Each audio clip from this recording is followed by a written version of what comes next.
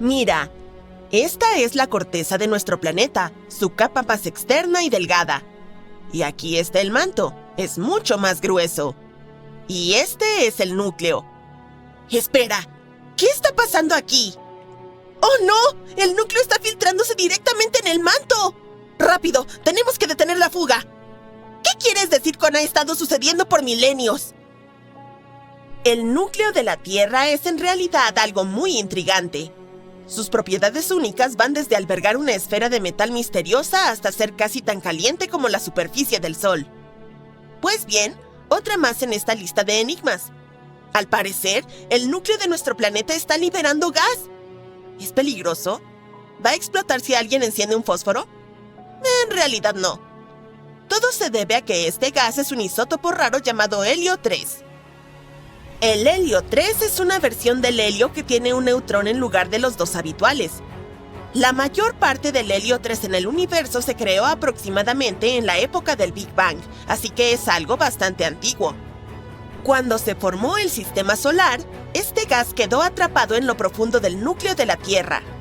Protegido de colisiones espaciales y otros alborotos cósmicos, permaneció oculto en las profundidades del planeta durante miles de millones de años. Desde hace bastante tiempo sabemos que, ocasionalmente, pequeñas cantidades de helio 3 escapan a la superficie. Pero nadie conocía el mecanismo exacto de esta fuga. Hasta hace poco. El avance llegó con el descubrimiento de proporciones muy altas de helio 3 y su contraparte más común, el helio 4, en antiguos flujos de lava en la isla de Baffin. Esta isla se encuentra en el remoto archipiélago ártico de Canadá. Lo más asombroso es que estos hallazgos tienen las proporciones de helio 3 más altas que se han observado en tierra firme. La investigación reveló niveles significativos de helio 3. Esto podría significar que elementos volátiles de la nebulosa solar, esa nube de gas y polvo que dio origen a nuestro sistema solar, han permanecido en el manto terrestre desde las etapas más tempranas de la formación del planeta. El descubrimiento se realizó en unos flujos de lava que entraron en erupción hace unos 60 millones de años, durante la formación de un nuevo suelo marino cuando Groenlandia y América del Norte se separaron. Oye, pero fue de forma amistosa. El equipo de investigación, liderado por Forrest Harden del Instituto Oceanográfico de Woods Hole, utilizó técnicas avanzadas para medir el helio atrapado en los cristales de olivino dentro de las rocas. Estos cristales se formaron antes de que el magma hiciera erupción, lo que ayudó a preservar el helio mientras ascendía desde lo profundo del planeta. Los científicos encontraron alrededor de 10 millones de átomos de helio 3 por gramo de olivino. Esa es una concentración muy alta para la Tierra. El núcleo actúa como un reservorio de helio 3, almacenándolo desde la formación del planeta. Con el tiempo, pequeñas cantidades de este gas escapan hacia el manto a través de procesos como la convección del manto, que es cuando el interior rocoso del planeta se agita y se mueve como agua hirviendo. Las plumas de magma, que aparecen en el manto y ascienden a la superficie, llevan helio 3. Cuando el magma entra en erupción, la mayor parte del helio se libera a la atmósfera. Sin embargo, una parte queda atrapada en cristales dentro de la lava. Así es como los científicos pueden estudiar posteriormente su origen y su movimiento. Bien, sigamos el viaje del helio 3 en las rocas de la isla de Baffin. Comenzó al menos hace 100 millones de años. Es probable que las plumas del manto que transportaban el helio hayan tardado decenas de millones de años en llegar a la superficie. Esto significa que el helio 3 ha estado filtrándose del núcleo de la Tierra durante muchísimo tiempo. También indica que nuestro planeta muy probablemente se formó en una nebulosa solar que contenía helio 3 y otros gases nobles. La isla de Baffin es un lugar ideal para estudiar el interior profundo de la Tierra. Sus rocas volcánicas son restos de antiguos flujos de lava que erupcionaron cuando el Atlántico Norte comenzó a abrirse. Los investigadores viajaron en helicóptero a la remota isla, que cuenta con imponentes acantilados, icebergs e incluso osos polares. Las organizaciones locales ayudaron al equipo a acceder al área y garantizaron su seguridad durante la expedición. El descubrimiento de la fuga de helio 3 del núcleo plantea nuevas preguntas sobre qué otros elementos podrían estar almacenados en las profundidades de la Tierra. ¿Habrá cantidades significativas de otros elementos ligeros como el carbono y el hidrógeno? Estos elementos son fundamentales para la vida y podrían proporcionar nuevos conocimientos sobre la habitabilidad y evolución del planeta. Por ejemplo, la densidad más baja de lo esperado del núcleo se explicaría por la presencia de estos elementos. Además, comprender el movimiento del helio 3 también podría ayudar a rastrear el comportamiento de otros gases a través del límite núcleo-manto. Pero este no es el único descubrimiento inesperado sobre el interior de la Tierra. Vamos a la meseta de Anatolia Central en Turquía. Allí, la corteza terrestre parece estar goteando lentamente hacia el interior del planeta. Este proceso, conocido como escurrimiento litosférico, todavía moldea la geología superficial de la región. El goteo litosférico ocurre cuando la parte inferior de la corteza terrestre, calentada a cierta temperatura, se vuelve viscosa y comienza a fluir hacia abajo. Imagina un líquido espeso, como miel o jarabe, fluyendo hacia un tazón. Esa es la idea. Hablando de la Tierra, esto ha estado ocurriendo a lo largo de un largo periodo de tiempo. Y a medida que este material se mueve hacia abajo, arrastra la corteza, provocando que la superficie se hunda. Como resultado, vemos nuevas depresiones o cuencas. Una vez que este material pegajoso se separa de la corteza y se hunde más en el manto, la superficie se recupera y provoca que el suelo se eleve. Este ciclo de hundimiento y elevación es lo que crea el paisaje cambiante en regiones como la cuenca de Konya en la meseta de Anatolia Central. Es el mismo sitio donde los geofísicos observaron signos de goteo litosférico. El equipo de investigación, liderado por Julia Anderson de la Universidad de Toronto, primero notó patrones extraños en los datos satelitales, incluyendo una característica circular en la región donde el terreno estaba hundiéndose.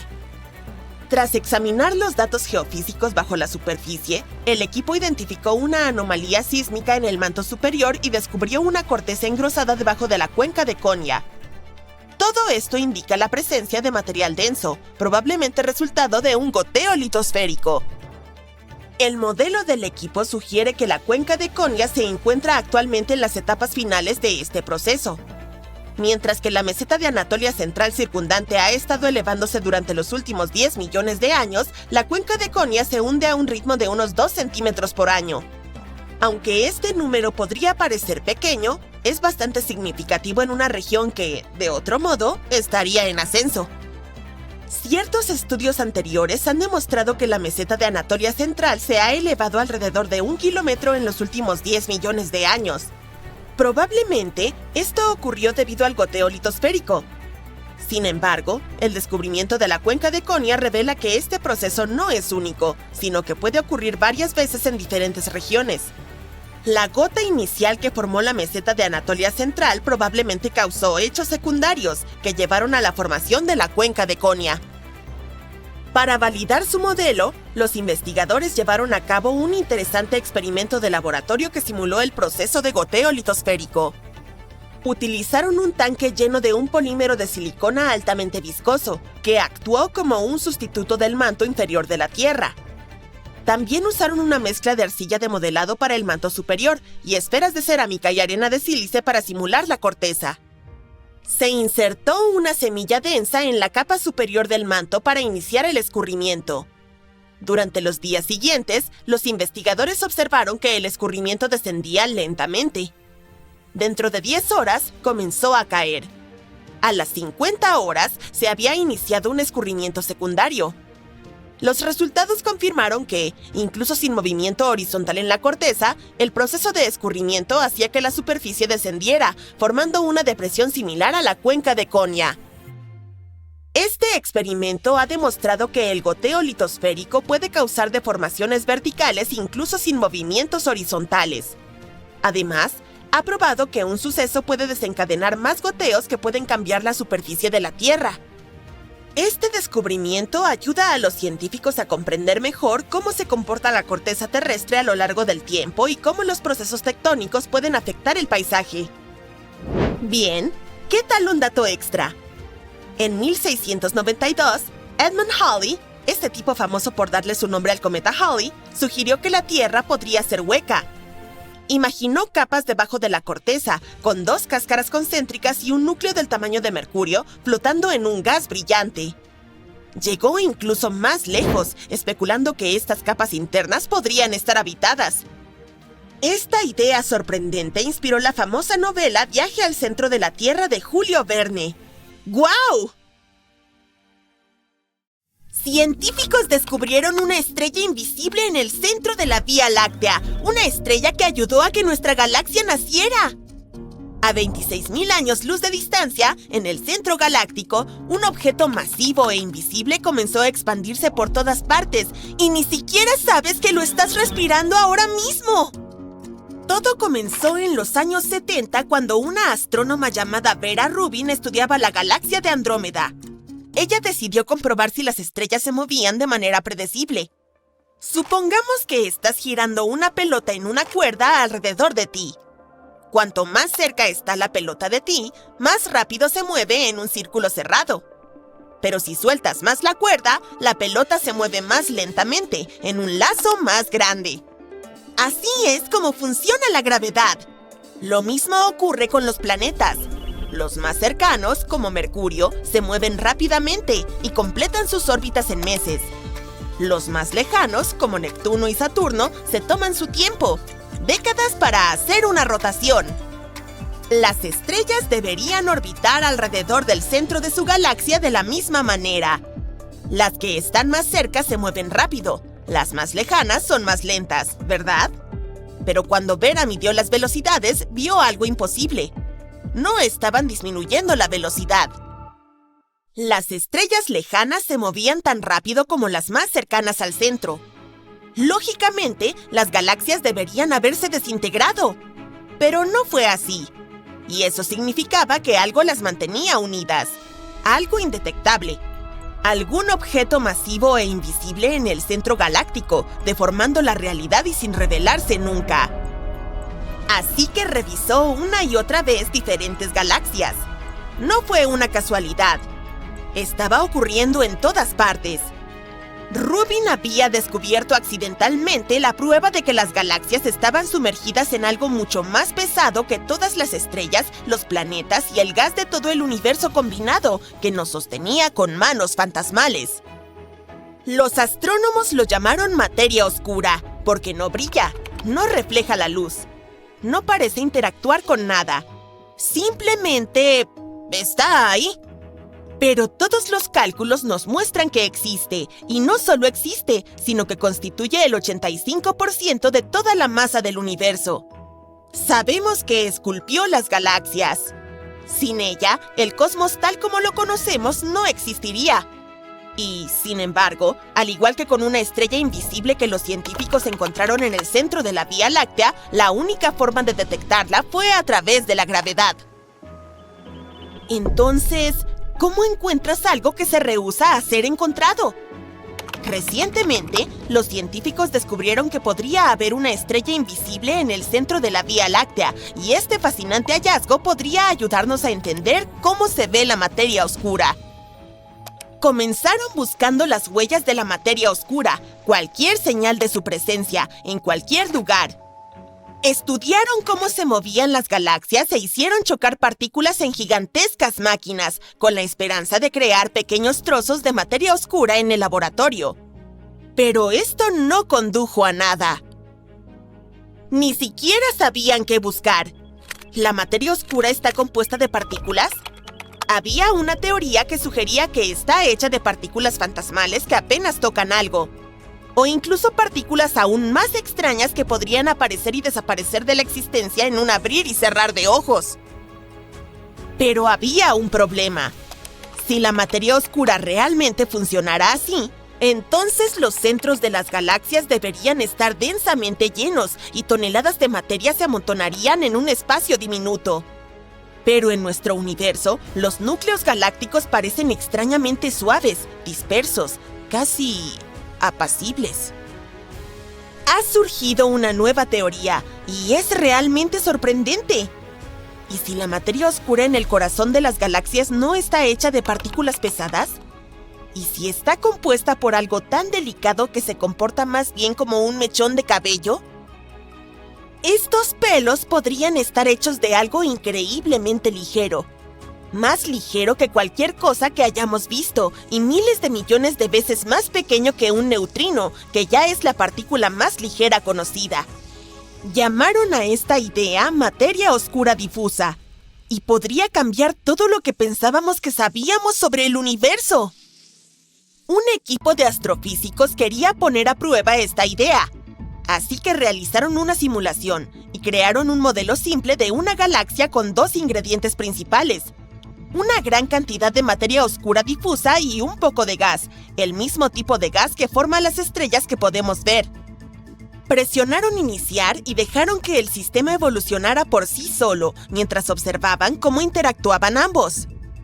Al principio, todo era caos, pero luego la materia oscura difusa comenzó a reunirse. Se unió, formando un objeto masivo e invisible cerca del centro galáctico. El gas siguió extendiéndose a través de esta masa fantasmal y se mezcló con ella brillando débilmente. Y entonces, de repente, se formó algo increíble: estrellas oscuras. No son estrellas típicas como nuestro Sol, que arde con calor y luz. En cambio, son objetos enormes, masivos e invisibles. Un híbrido de dos tipos diferentes de materia. Nunca habíamos visto nada igual. Un objeto así se extendería a lo largo de miles de años luz. Y sin embargo, sería casi ingrávido. Más bien sería como una nube cósmica esponjosa. Los científicos los llamaron estrellas de fermiones bosones. Finalmente, este asunto de la materia oscura empieza a tener sentido. El núcleo de esta estrella extraña e invisible tendría la densidad perfecta, ni demasiado densa ni demasiado liviana, y se vería como lo que los astrónomos observan en las galaxias reales. Si se confirma, entonces finalmente explicaría cómo se comporta y funciona la materia oscura. Si tienen razón, cada galaxia del universo podría estar ligada a uno de esos ocultos gigantes. La estrella oculta de la Vía Láctea podría ser una de ellas y moldea nuestra galaxia de formas que nunca habíamos imaginado. Lo increíble es que esta materia no se comportaría como la materia normal.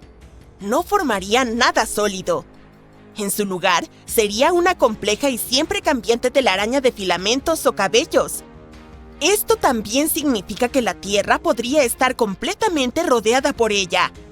La materia oscura todavía sigue las reglas de la gravedad.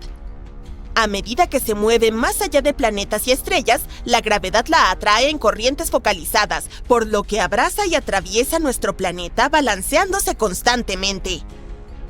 Si pudiéramos verla, podrían parecer hilos brillantes e invisibles por todas partes, y atravesarían directamente el planeta, extendiéndose lejos en el espacio.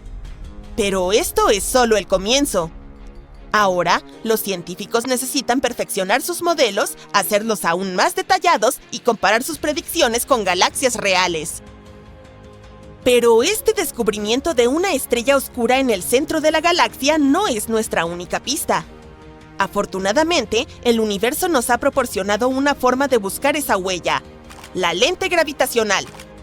Cuando la luz de una galaxia lejana se dirige hacia nosotros, a veces pasa cerca de otra galaxia inmensa en el camino, u otros objetos masivos con una gravedad impresionante.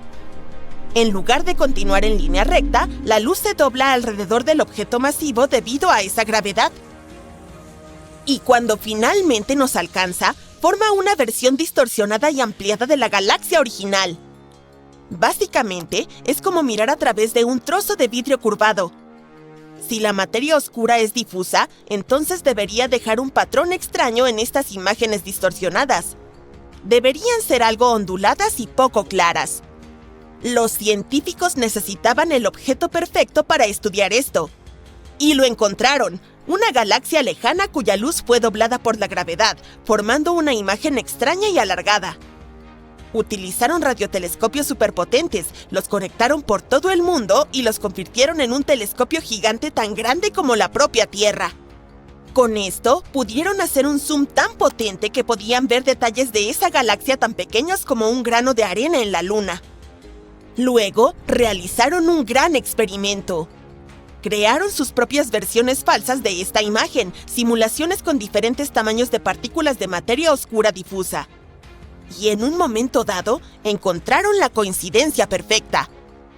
Esto nos ayudó a calcular la masa exacta de las partículas de materia oscura incluso antes de que las detectáramos. Y las pistas nos están guiando directamente hacia nuestra propia galaxia.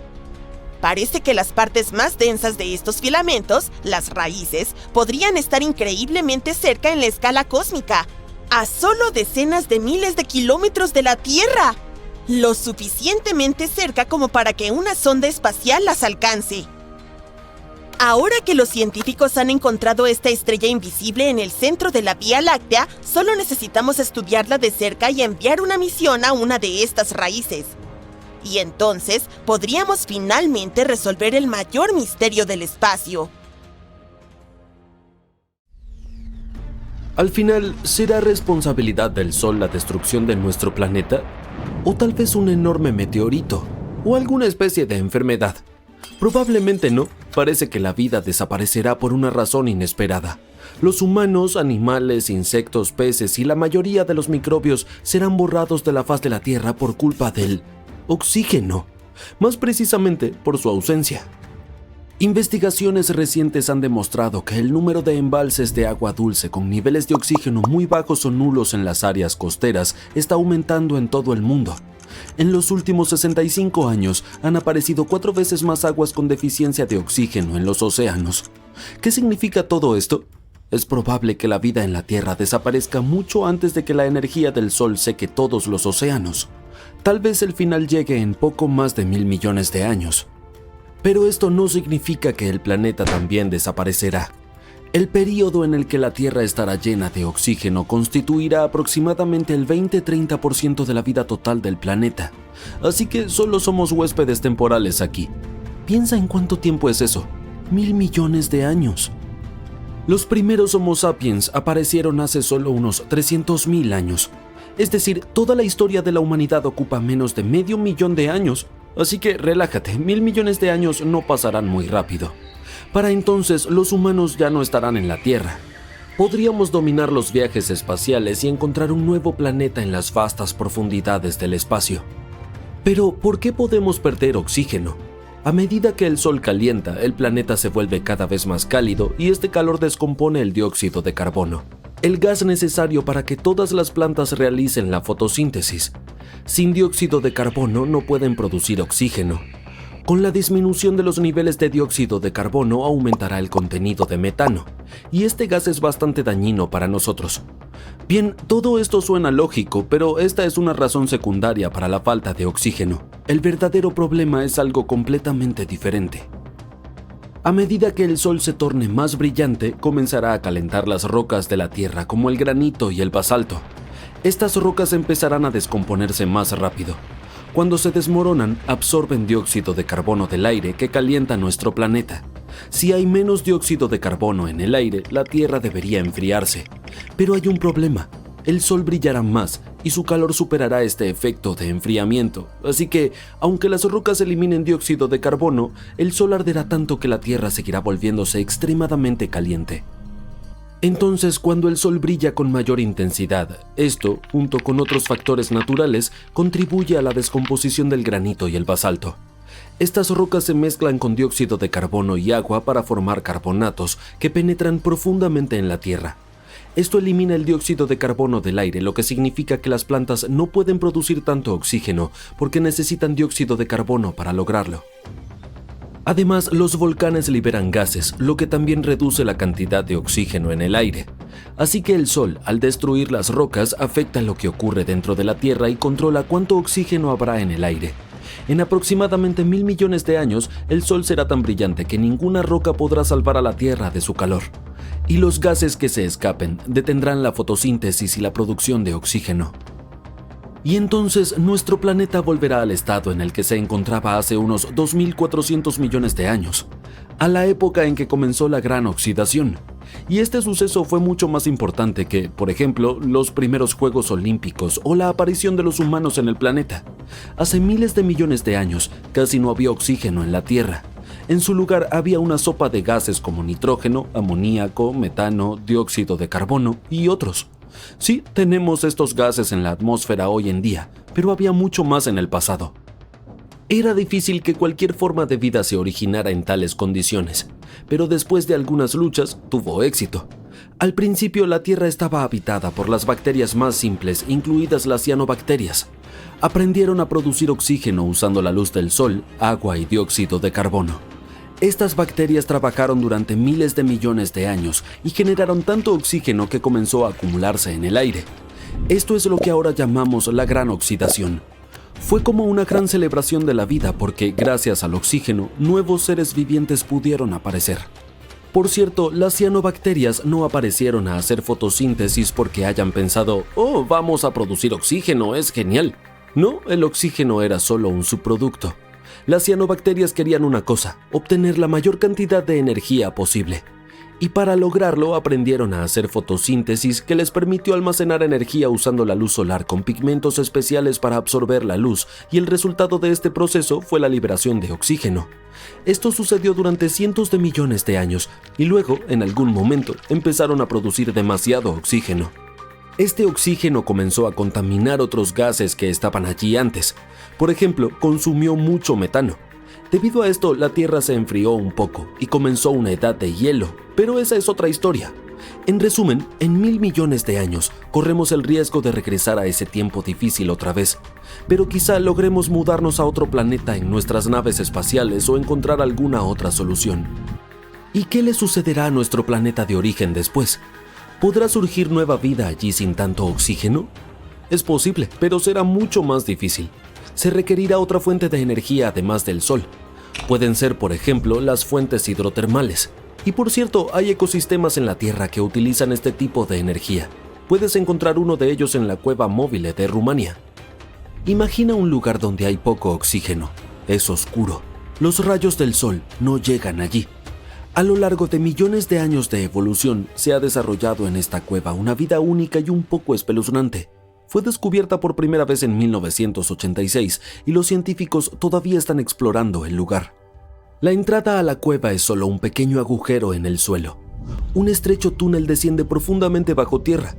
Dentro de la cueva, el aire está lleno de sulfuro de hidrógeno y dióxido de carbono, y hay la mitad de oxígeno que en la superficie. Un ser humano no puede permanecer allí sin una máscara especial. Pero para las formas de vida locales, este es su hogar y se sienten de maravilla allí. Hay varias docenas de especies que viven en la cueva y muchas de ellas no se encuentran en ningún otro lugar de la Tierra. Aquí puedes ver extraños pequeños monstruos, caracoles blancos, arañas blancas, ciempiés con largas antenas, camarones transparentes e incluso especies desconocidas de sanguijuelas. Dado que no hay luz en la cueva, estas criaturas no necesitan ojos. Son ciegas, pero tienen largas antenas sensitivas y patas que les permiten moverse en el espacio. Además, carecen de pigmentos de color, por lo que todos esos insectos y arañas son blancos o transparentes. Pero si hay tan poco oxígeno y nadie realiza fotosíntesis, entonces, ¿cómo sobreviven? Pues gracias a las bacterias autótrofas. Absorben dióxido de carbono y producen nutrientes. Estas bacterias son alimento para otros organismos y estos, a su vez, se convierten en alimento para criaturas más grandes. Así se ha construido toda una cadena alimentaria en la cueva que provee de nutrientes a todos los habitantes. La evolución ha creado un ecosistema único que existe de manera separada del resto del mundo. Es como un pequeño universo que se ha desarrollado según sus propias reglas. Sin embargo, este universo no se está expandiendo porque todos estos seres vivos no pueden vivir lejos de las chimeneas hidrotermales y los organismos autótrofos. De lo contrario, ¿de dónde obtendrían su energía? Pero imaginemos que el Sol se enfría. Casi todo el oxígeno desaparece y el planeta entero se cubre con ventilas hidrotermales. Está oscuro y el aire está lleno de metano, dióxido de carbono y otras sustancias. Y de alguna manera la vida comienza. Incluso aparecen humanos en un momento dado. ¿Cómo serían? Criaturas pálidas, delgadas y ciegas con brazos muy delgados que le ayudan a navegar en el espacio. Tienen mascotas, ciempiés grandes o cucarachas que se desplazan en silencio sobre el suelo. Las personas también están calladas porque no tienen pulmones llenos de aire para gritar. Hay silencio en el mundo. La gente se comunica a través del tacto. Nadie viaja. Todos viven separados junto a sus fuentes hidrotermales. Toda la Tierra se ha convertido en una película de terror en 1.000 millones de años. En 2025, los humanos tendrán una oportunidad única: viajar a la Luna. Hasta ahora, solo 12 personas han caminado sobre el satélite natural de la Tierra, pero una empresa privada está ofreciendo a los turistas la posibilidad de cambiar eso. Si eres extremadamente rico, puedes pagar $750 millones para pasar varios días explorando la Luna y observando la Tierra desde la distancia. Incluso puedes unirte a experimentos científicos únicos. Los humanos también quieren construir sus hogares estables en la Luna. De hecho, la NASA cree que los norteamericanos podrían tener su parte de la Luna para el año 2040. Y ni siquiera necesitas ser un astronauta para comprar un terreno allí. Por supuesto, los multimillonarios ya están haciendo planes. Su primera idea es explotar los recursos naturales, ya que la Luna está llena de elementos que son escasos o inexistentes aquí en la Tierra, como el helio 3 y muchos minerales raros. Oye, si puedes conseguir algo de esto, podrías volverte aún más rico. Primero, el helio 3.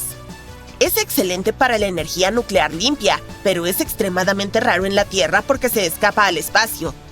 La Luna, en cambio, tiene toneladas, suficientes para alimentar a la Tierra durante 1000 años. Los minerales raros no son escasos en la Tierra, pero son difíciles de extraer porque reaccionan con el oxígeno. En la Luna no hay oxígeno, por lo que podríamos obtener fácilmente grandes cantidades de estos minerales para mejorar tecnologías como la electrónica y las baterías. Los científicos no están encantados con estos proyectos. Por primera vez, tienen la oportunidad de explorar 4.500 millones de años de historia espacial, ya que el suelo de la Luna ha permanecido igual durante miles de millones de años. Estudiar sus rocas podría revelar muchos secretos sobre los orígenes del universo. Pero si los multimillonarios explotan la Luna y destruyen estas rocas, todo ese conocimiento podría perderse para siempre. Otro problema al explorar la Luna es su tamaño. La Luna es grande, pero los mejores lugares, aquellos que tienen agua y luz solar, son limitados. La mayor parte de la superficie lunar es peligrosa debido a los lunamotos, la radiación y los meteoritos. Esto significa que los turistas, los científicos y las empresas mineras estarían compitiendo entre sí en 3 pequeñas regiones. La primera región se llama las Cumbres de Luz Eterna porque siempre hay luz solar allí, lo que la convierte en una excelente fuente de energía para telescopios y colonias humanas. El segundo lugar es el lado oscuro de la Luna. Aquí, las señales de radio de la Tierra no son tan fuertes. No solo es un lugar pacífico y silencioso, sino también ideal para instalar un telescopio y estudiar el universo. El tercer lugar se llama los Pozos de la Oscuridad Eterna. Es donde todos los trolls de las redes sociales van de vacaciones. No, en realidad es porque no llega luz solar a esa zona. Este lugar es aún mejor para los científicos porque pueden usar herramientas de astronomía especiales para estudiar las partes más distantes del universo. Aquí también se puede encontrar alrededor de 1.000 millones de toneladas de agua. Si los científicos pudieran visitar la Luna y estudiarla, harían descubrimientos asombrosos. Pero hoy en día, no hay leyes internacionales que protejan el espacio. Ningún país puede poseer la Luna, pero esto no puede impedir que una empresa minera privada reclame un lugar particularmente bueno. En el pasado, un grupo de naciones firmó el Tratado del Espacio Exterior y acordaron que la exploración espacial debía beneficiar a toda la humanidad. Pero explorar el espacio no es barato. Llevar un botellón de agua desde la Tierra hasta la Luna es muy caro, y apuesto a que no todos pueden costearlo. La actividad humana en la Luna también es extremadamente peligrosa porque podría cambiar su atmósfera. Para entenderlo mejor, observemos la superficie de la Luna. Esta roca flotante tiene muchos cráteres que se han estado formando durante miles de millones de años. Cuando un meteorito choca contra la Luna, un polvo fino llamado regolito, con partículas tan diminutas que pueden cortar como el cristal, se eleva en el aire. Este proceso alguna vez formó la atmósfera de la Luna y es bastante diferente de la atmósfera de la Tierra. Un gran cohete al aterrizar en la Luna puede lanzar este polvo fino al cielo lunar, Y la diferencia aquí es que los objetos espaciales que impactan en la superficie lunar lo hacen de manera más suave. El aterrizaje de un cohete es tan intenso que puede aumentar el número de átomos en el cielo 100,000 veces. Si el número de átomos en la atmósfera aumenta, el aire se convierte en un plasma polvoriento. Esto significa que estarás respirando un aire tan tóxico como el que envenenaba a los mineros en el pasado. Una atmósfera así podría acabar con el turismo espacial también, ya que hace que los aparatos electrónicos funcionen mal y la maquinaria se detenga. La verdad sea dicha, nuestra propia presencia en la Luna ya es peligrosa. Cuando los científicos descubrieron agua en la superficie lunar, estaban muy emocionados por estudiarla. Esta era su oportunidad de entender de dónde provenía esta agua e incluso averiguar cómo apareció el agua en la Tierra. Pero cuando nuestras naves espaciales aterrizan en la Luna, ocurre una liberación de gases. Esto significa que el agua de la superficie se evapora. Esta agua evaporada puede contaminar el agua en la Luna, arruinando todos los datos científicos, porque cuando los astronautas tomen una muestra del agua lunar para estudiarla, obtendrán el agua de la Tierra que han llevado consigo. Un verdadero inconveniente. Y no es solo el agua la que contaminamos, es todo. Una nave espacial es capaz de transportar cualquier ser vivo de la Tierra a la Luna. También puede traer formas de vida extraterrestres de regreso a la Tierra. Este tipo de contaminación es muy peligrosa porque puede poner en riesgo vidas humanas. Algo similar sucedió cuando los europeos exploraban las tierras desconocidas que encontraron en las Américas. Accidentalmente introdujeron nuevos microbios. Y debido a que los sistemas inmunitarios de la población aborigen no estaban acostumbrados a esas nuevas bacterias y virus, se enfermaron. Al mismo tiempo, los europeos también tuvieron que lidiar con enfermedades que su cuerpo aún no conocía. Y aunque el turismo lunar aún no está sucediendo, los humanos ya están ensuciando las tierras altas lunares como si fueran su propio patio trasero. En 2024, un artista llamado Jeff Koons envió una escultura a la Luna. Esta escultura es una caja transparente llena de esferas y llegó a la Luna gracias a un viaje en un cohete SpaceX Falcon 9. En cada esfera, Koons grabó el nombre de una persona que consideraba súper importante para la humanidad, como Aristóteles, David Bowie y Leonardo da Vinci. Afortunadamente, no tienes que ir hasta la Luna para ver esta escultura. Puedes comprar un NFT de cada esfera. ¿O no? En 1971, los miembros de la tripulación del Apolo 15 también dejaron un par de cosas en la Luna. Una figura creada por un artista belga y una placa conmemorativa para honrar a otros astronautas que no pudieron llegar hasta allí. Y no solo es arte lo que los humanos dejaron en la Luna. Si das un paseo, podrías tropezar con 187,000 kilogramos de materiales abandonados, incluyendo una rama de olivo de oro, una pluma de halcón, un pin de astronauta de plata, una biblia, pelotas de golf, un martillo e incluso kits de recolección de orinas sobrantes. La mayoría de estas cosas fueron dejadas por los astronautas que exploraron el espacio entre los años 60 y 70. Así que puedes encontrar vehículos lunares, sondas lunares y orbitadores que ya tienen décadas de existencia. Para ser justos, traer de vuelta equipo innecesario cuesta mucho dinero, y en los años 60, su prioridad era la seguridad de los astronautas. La triste realidad es que la Luna ya se está convirtiendo en un vertedero extraterrestre, y ni siquiera vivimos allí todavía.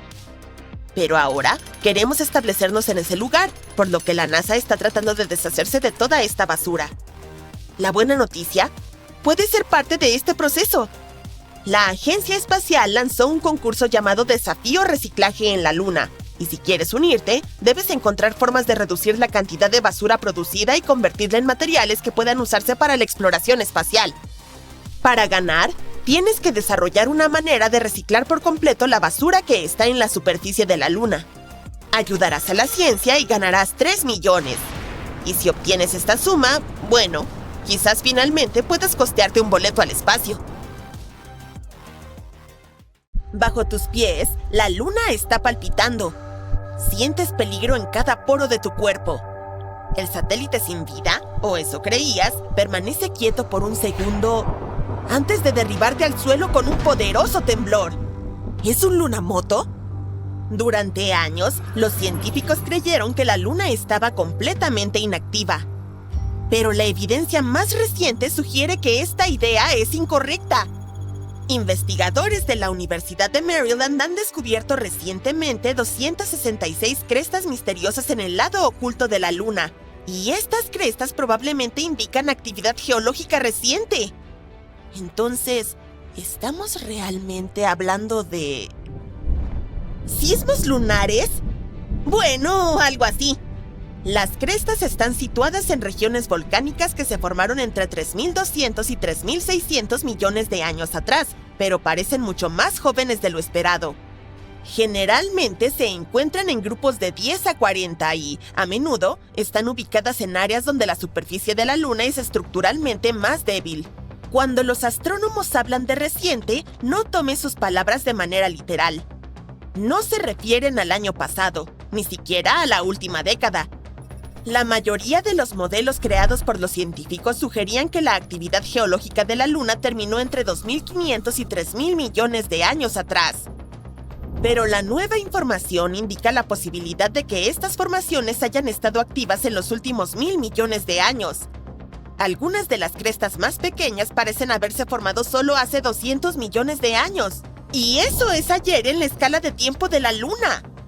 Esto significa que la Luna podría seguir teniendo cambios geológicos hoy en día. Estos descubrimientos desafían, de alguna manera, nuestra comprensión de la historia y evolución de la Luna. Pero, ¿cómo llegaron los científicos a estas conclusiones? Investigadores de la Universidad de Maryland y del Instituto Smithsoniano utilizaron el conteo de cráteres para estimar la edad de las crestas lunares. Funciona así. Las superficies con menos cráteres son más jóvenes. Y cuanto más cráteres tiene una región, más antigua es. Además, el análisis mostró que algunas crestas atraviesan cráteres ya existentes, lo que significa que probablemente se formaron hace unos 160 millones de años. En términos geológicos, esto es muy reciente, lo que sugiere que estos procesos de formación de crestas todavía pueden estar ocurriendo. Otra cosa interesante es que las cordilleras, tanto en el lado cercano como en el lado de la Luna, son similares, lo que significa que podrían haberse formado a través de los mismos procesos geológicos, moldeadas por las mismas fuerzas. Estas fuerzas tal vez incluyan el gradual encogimiento de la Luna, la contracción térmica y los cambios en su órbita. Hablaremos de esto un poco más adelante. Otro argumento que apoya la idea de que la Luna sigue activa son los datos de las misiones Apolo de hace décadas. Ya habían detectado sismos lunares superficiales, y el experimento sísmico lunar del Apolo registró 28 sismos que oscilaron entre magnitudes de 1,5 a 5. Los investigadores creen que estas crestas podrían estar vinculadas a una actividad sísmica similar. Bien, veamos ese extraño encogimiento de nuestro satélite natural. Los científicos creen que la Luna se formó hace unos 4.500 millones de años cuando un objeto del tamaño de Marte colisionó con la Tierra primitiva. Es probable que este impacto catastrófico haya enviado cantidades de material sobrecalentado al espacio. Con el tiempo, se unieron y formaron la Luna. En sus primeros años, la Luna era solo un mundo fundido sacudido por una intensa actividad volcánica y sísmica. La Luna era un caos de materia fundida flotando por el espacio. Pero, ¿cuándo se solidificó? Los científicos lo han descubierto. Hace 4.430 millones de años. Este fue un punto de inflexión enorme, no solo para la Luna, sino también para la Tierra. Después de todo, el impacto gigante que formó la Luna podría haber sido también el golpe final que hizo a la Tierra lo suficientemente estable para sustentar la vida. En cualquier caso, pasaron miles de millones de años. La Luna se enfrió y se contrajo, y ahora mira esta moderna esfera rocosa que ilumina nuestras noches. Pero la Luna aún no es completamente rígida, todavía sigue enfriándose. Y este lento enfriamiento de su núcleo podría ser una razón de la continua actividad de la Luna. Al enfriarse, el interior se contrae, lo que lleva a la aparición de grietas y desplazamientos en la corteza. Uno de los signos más claros de esta contracción se encuentra en los mares lunares. ¿Ves esas grandes manchas oscuras? Esos son los mares, áreas formadas cuando la lava llenó los cráteres de impacto de asteroides antiguos y luego se solidificó. Con el tiempo, el enfriamiento y la contracción de la corteza formaron estas crestas arrugadas. Otro factor de la actividad geológica continua podrían ser las interacciones gravitacionales de la Luna con la Tierra. Es probable que estas interacciones poderosas y constantes generen estrés en la superficie y desencadenen movimientos tectónicos. Esto es emocionante, pero ¿puede esta actividad en la Luna afectar a los humanos?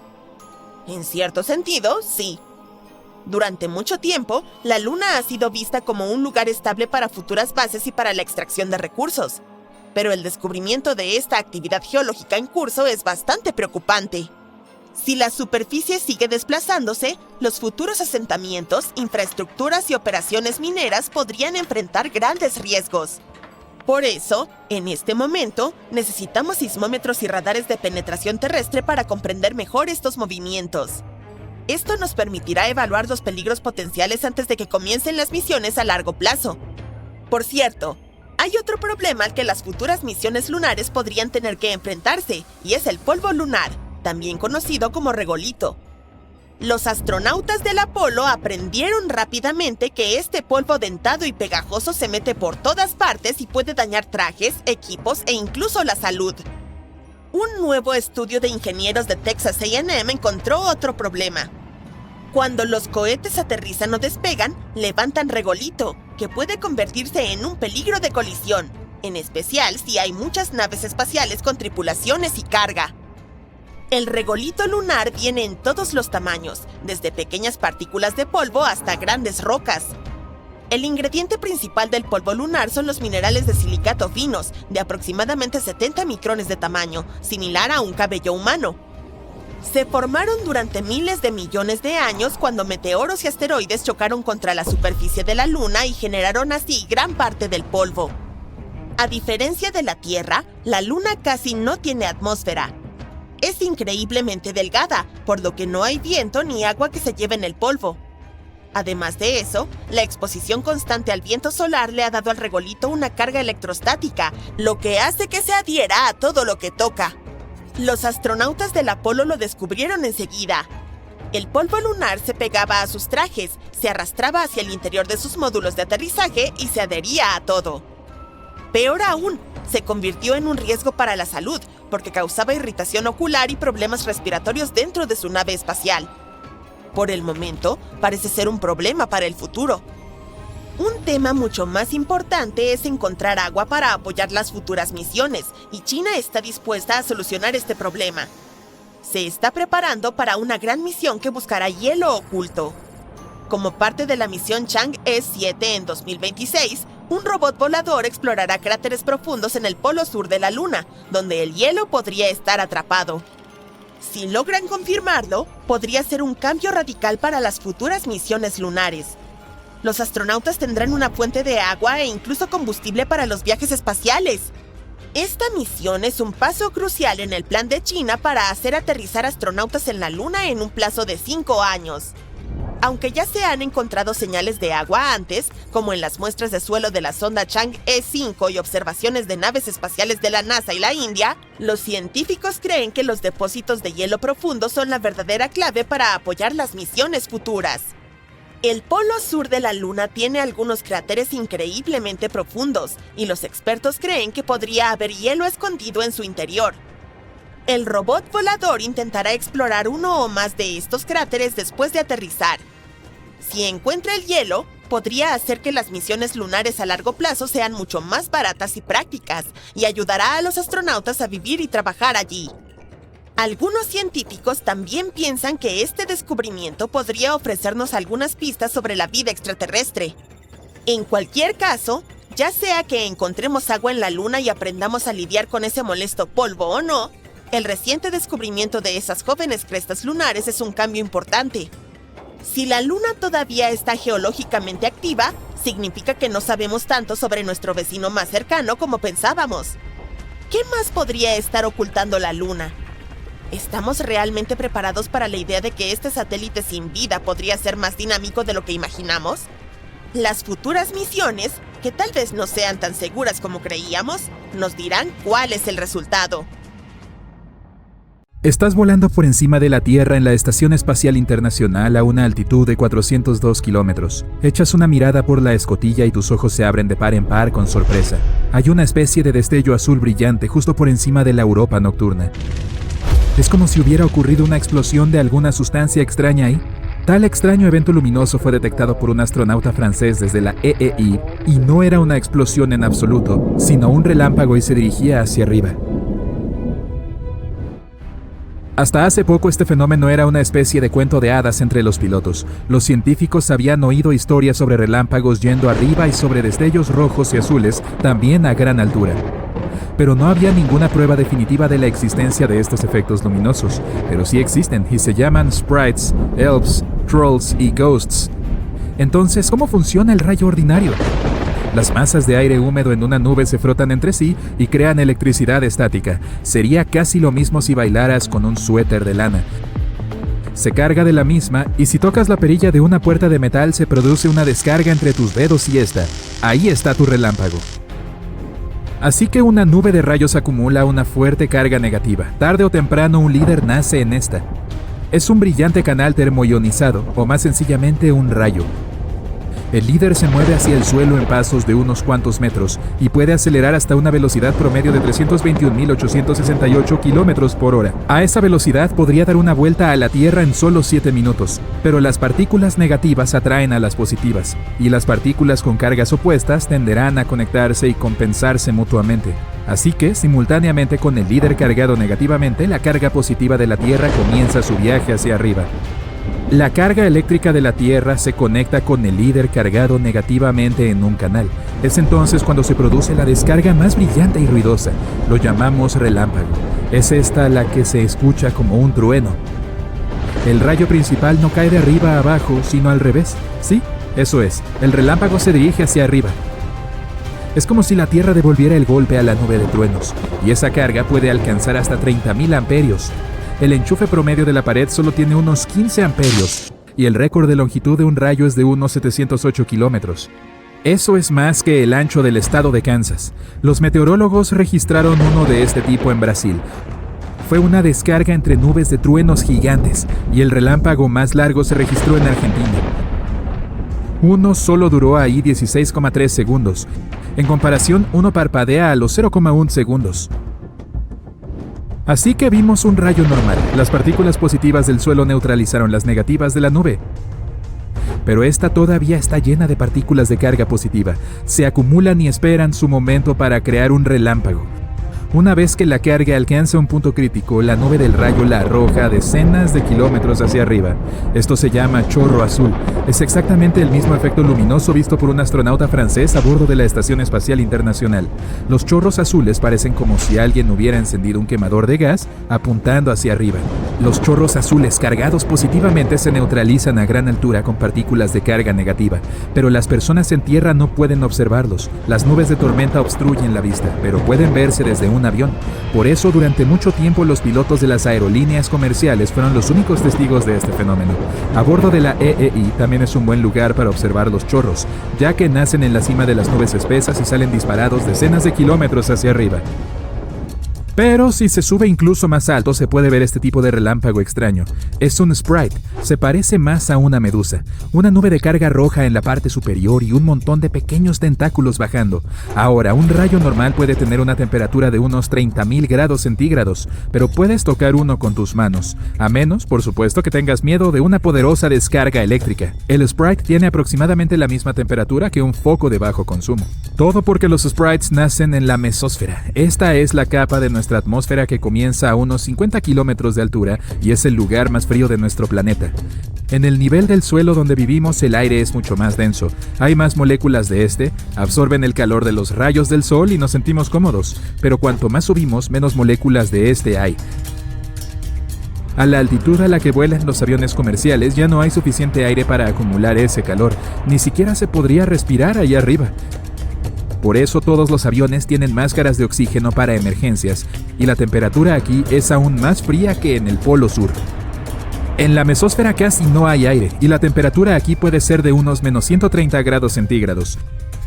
Y aunque la temperatura del rayo en sí es alta, en general es como si echaras un vaso de agua hirviendo en un enorme barril de agua fría. La temperatura no cambia mucho, los relámpagos solo pueden aparecer cuando van acompañados de nubes de tormenta. Cuando se produce una descarga en una nube aparece un sprite en la mesósfera.